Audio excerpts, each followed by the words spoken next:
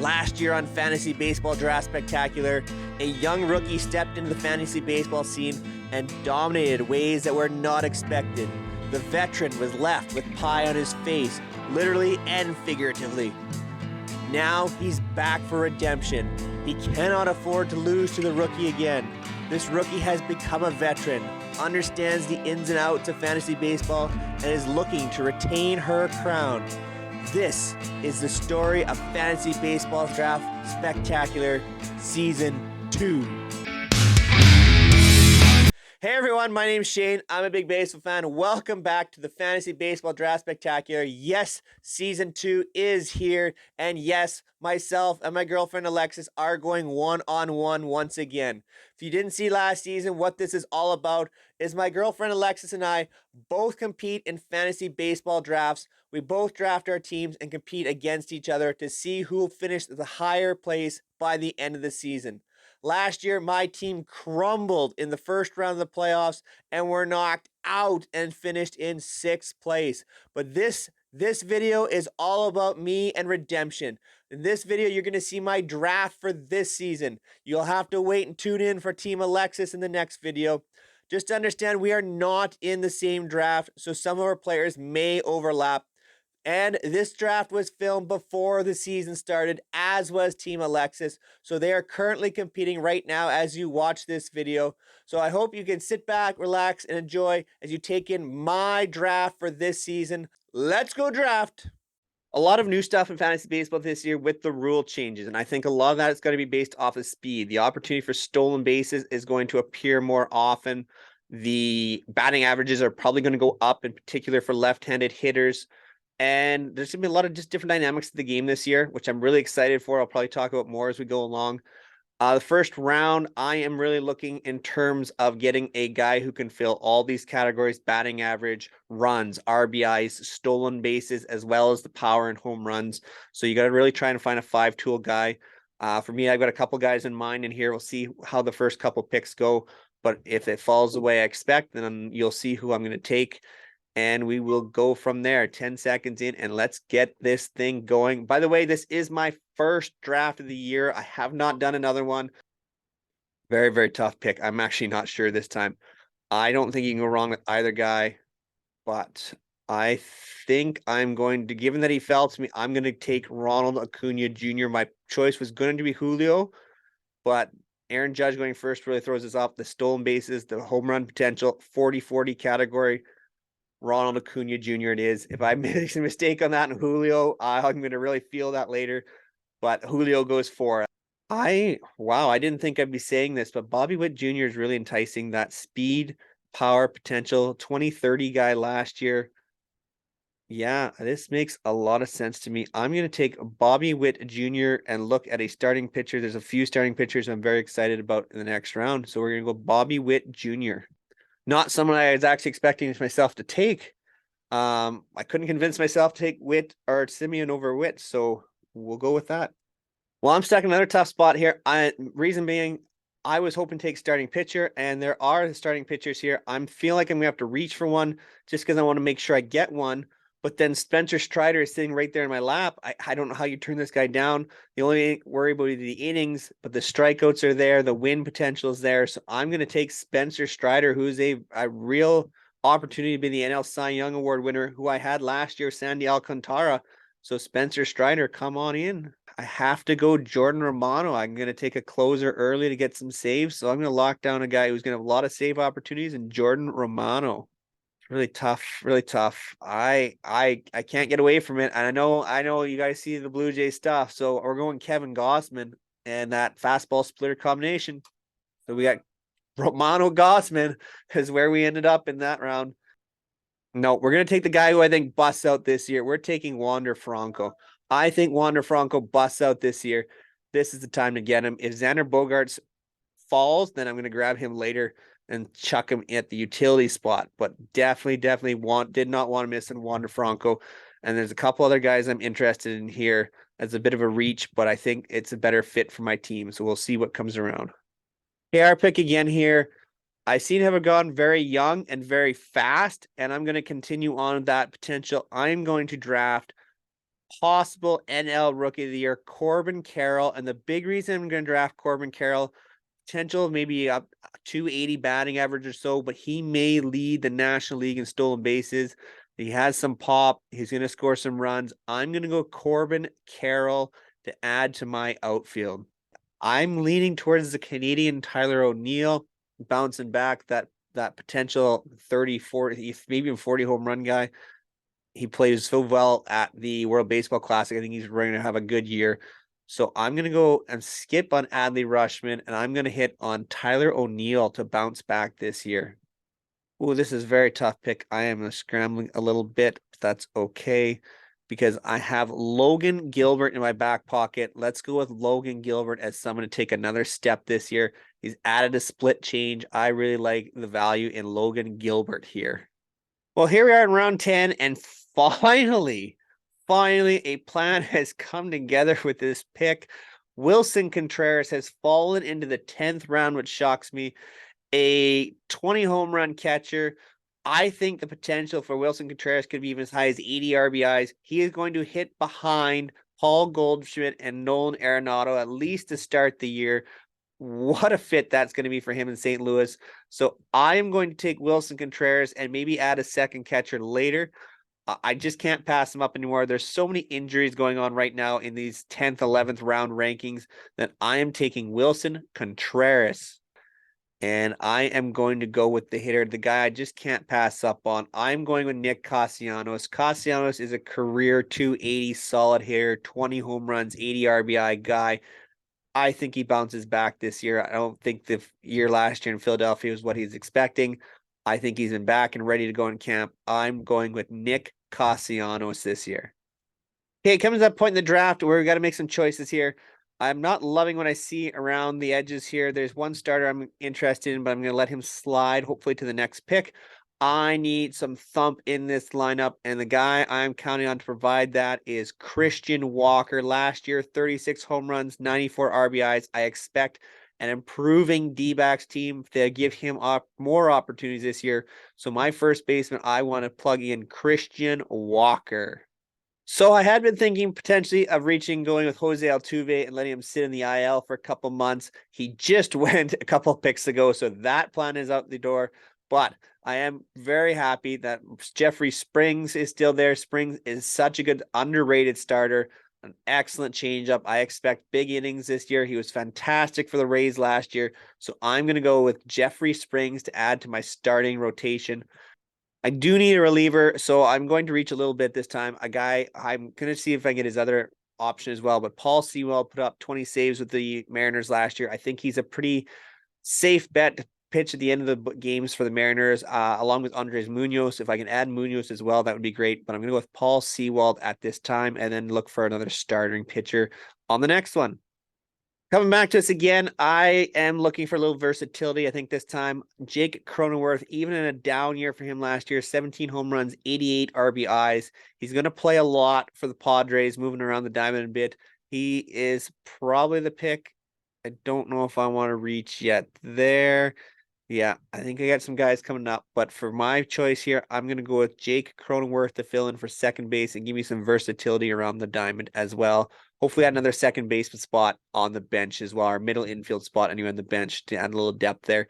And then we're going to keep looking for more pitching here in a little bit. So we're going to go with Jake Cronenworth to fill in at second base and find some more pitching here in a few. So turn our attention to round 16. We are still looking for a couple of starting pitchers. We're looking for utility bat and then just some depth on the bench. I'm going to go with an all-time favorite of mine, Chris Sale. I think Chris Sale could have a very good year with Boston if he stays healthy. And let's be honest, we're getting to the point in the draft where everybody comes with a lot of question marks. So Chris Sale is healthy. He's been throwing the ball well. And I think he could be very effective for Boston this year. So I'm going to take Chris Sale to help out with my pitching rotation. I've got another guy here in mind in terms of adding to my utility spot, and we'll see who's available here in a little bit. So just a few more picks and we'll be back at it. And I've got someone in mind. Next up, I'm going to fill up my final utility spot in terms of the batting lineup. I am going to go with Pirates third baseman, Ke'Bryan Hayes. Ke'Bryan Hayes is finally healthy. He's put on a lot of muscle, between 10 to 15 pounds of muscle. He's hitting the ball harder than he ever has before in spring training.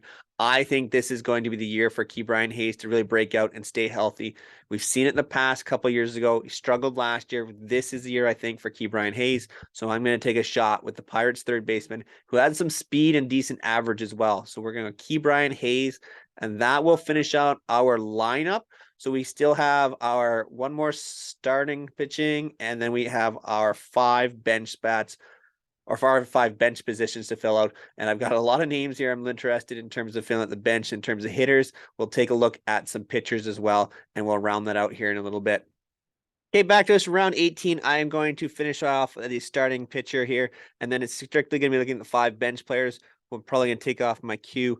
Here we go. I'm going to take Angel starter Patrick Sandoval, who had a very good year last year in terms of ERA. He had some decent strikeouts with a strikeout per inning. Hopefully he can go further into the innings category this year, add some more strikeouts, keep that ERA around the same. I think it's a very good low risk pick at this point in time. That's what I'm looking for down this point for starting pitching. So here we go with Patrick Sandoval to round out our pitching staff. And now we're just going to be looking towards our 5 bench players. Ideally, I'm going to add 1 unknown in terms of a closer, ideally 1 starting pitcher, and hopefully 3 bench bats, possibly 1 being a backup catcher. We'll see where we go from here. Okay, taking a look here in round 19, our first bench option.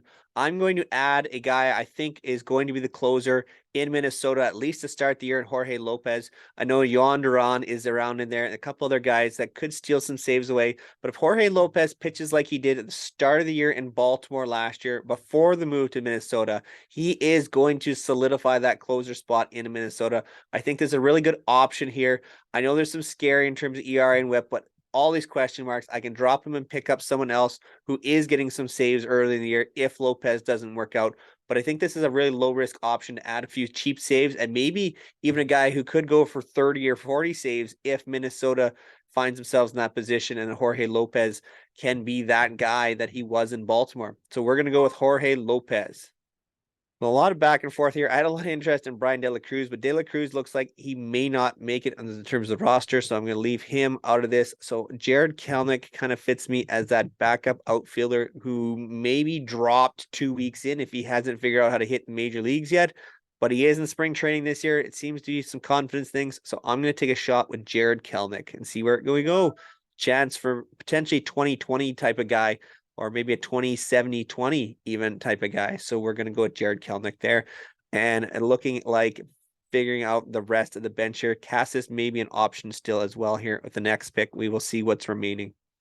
So coming back to this, I'm trying to find a middle infield type for as a backup, but I'm just not finding anybody real confidence in where we're at right now. Bryson Stott's kind of the one guy that remains that's maybe a little intriguing, but I'm going to leave that for now. And we're going to go back, and Triston Casas is still here. He offers some pop, and Danny Jansen will be a backup catcher. Those 2 guys I'm kind of looking at here. So I think we're going to take Triston Casas this round. The potential's there, maybe a 25-30 home run guy in Boston. So we'll add him to the bench as well. Coming back to us, we are taking a look at trying to fill out the last 2 spots on our bench. I'm going to need a little more time. I was looking for a starting pitcher. I'm not sure I found one that I really liked, as Hayden Wesniewski just went on me. That's who I was looking at. So we are going to turn our attention to catcher Gabriel Moreno, who was part of the Blue Jays, but was traded to Arizona. Carson Kelly has an arm fracture, so it looks like Moreno is going to be the starter in Arizona to start the year, which I think fits very well. He's going to have lots of opportunities. He's hit for a lot high average everywhere he's been. Not a lot of pop, but if he can add a little bit of pop in Arizona, that would be very nice. I like having a backup catcher, especially one that plays every day. So Gabriel Moreno is going to be our backup catcher, and we're going to look for another starting pitcher to round off our bench. Turns us to our last pick in round 23. As you can see, we will have our bench completely filled up. I am going to go with starter Kenta Maeda of the Minnesota Twins. Maeda's had some excellent years in the past. Big time strikeout numbers as well. You can see the projections. He missed all last year with Tommy John surgery. He's just making his way back. Control has been an issue, but I think that in time, Maeda is going to be very, very effective for the Twins. He has a very good fastball splitter combination, which I really like for strikeouts. So Kenta Maeda is going to be my final pick of this draft. We're going to let the draft kind of finish off here, and I'll be right back with you guys to take a look at our final team and where we're projected to finish in this league and get an idea of how this is going to look for us going forward. So that wraps up the draft. We are projected to finish it at number 7 in this draft. I'm okay with that. I never really worry about the projections that much, but we'll take a look at the team. Catcher Wilson Contreras, I think, is a great pick. Potential 20 home run catcher. Going to get a lot of RBIs, I think, in the middle of that St. Louis lineup. I really like adding Christian Walker at first base, a very powerful bat with a lot of young guys that are going to be in front of him. It's running everywhere. There's going to be opportunities for a lot of RBIs, I think, for Christian Walker. I'm not loving my second base situation, but I have great Jake Cronenworth in there. 17 home runs, 77 RBIs last year, if I remember correctly, 88 RBIs on a down year for him that was considered. I expect the average to come back up, hopefully around that 260 mark, which would be terrific. Shortstop, third base, Bobby Witt Jr. at third base. I didn't love the pick, but it fell to me, and I just couldn't pass up the opportunity. You know, you add a guy with potential 20, 30 potential 20 home runs, 30 stolen bases, 90 RBIs, maybe in the middle of that Kansas City lineup, 270, 280-ish in potential of the average. I really like the pick in the end. We reached a little bit for Wander Franco, but I think this is the year Franco busts out. If he stays healthy, he's going to have a big year. I checked maybe 20, 25 home runs, a 290, maybe 300 hitter for Wander Franco. I really like the pick there. Shocked to get Ronald Acuna Jr. at the third pick. There is a chance for 40 home runs, 40 stolen base year for Ronald Acuna Jr. Another year back away from the ACL tear. I really, really like that I was able to get him at number 3. I was looking towards Julio Rodriguez, but I got almost a better version potentially with Ronald Acuna Jr. Corbin Carroll is a young guy with a ton of speed. They're projecting at 22 stolen bases. This guy could go for 50 stolen bases if his on-base percentage stays there. Absolute incredible talent in Arizona. I really like this, and combining him with Christian Walker, I feel really good about those picks. We looked at some bounce back guys as well. Tyler O'Neill is a guy I really like. Potential 30 home run guy there in St. Louis. Maybe not as high with the RBIs because there'll be so many guys fighting for those RBI opportunities there, but I think he's a very good pick. Nick Castellanos, I love adding with Philadelphia. With Rhys Hoskins going down recently, I think this moves Castellanos up higher in that lineup, more RBI opportunities. He'll hit more home runs, I think, this year. No question about it. Ke'Bryan Hayes is a guy I look to break out this year. Added a lot of muscle, as I said. Really looking forward to it. Seeing Ke'Bryan Hayes play with the Pirates. Bench, Jared Kelenic, Tristan Casas, Gabriel Moreno. Really like all these young guys. Big breakout opportunities. The pitching rotation, Spencer Strider, I just couldn't get away from him. Strider may not throw as many innings as you expect, but the strikeouts are going to be huge. His ER may go up a little bit this year, but you know what? I just couldn't get away from him, and I really like the pick in the end of the third round. He's still sitting there. You got to take him. Have to take him. So Acuna, Witt, Strider was the first 3 picks, and I didn't expect to get any of them, and they kind of fell there, and this made the most sense at the time, so that's who we went with.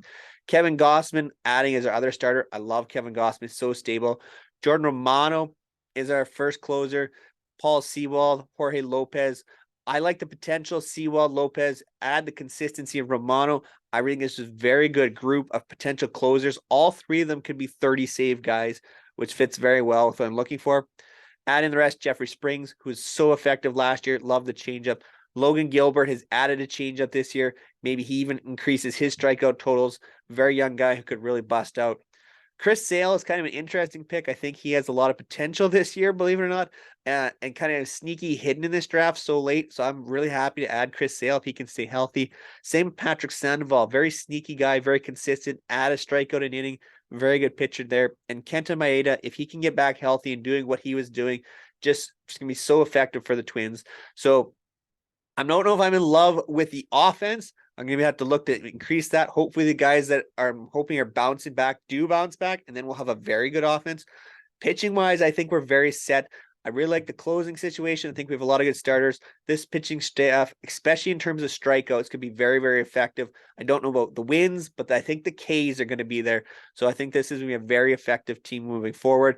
We'll see how it goes in the league. Like I said, really your goal, finish top 6, get in that playoff competition, these head-to-head leagues, and hopefully I can actually beat Alexis this year and see if this is the team to do it. So make sure you stick around and subscribe to the channel so you can check out her draft. I will be along with side her making those picks along the way in probably one of the next 2 videos. So make sure you're subscribed down below. Till next time, take care, everyone.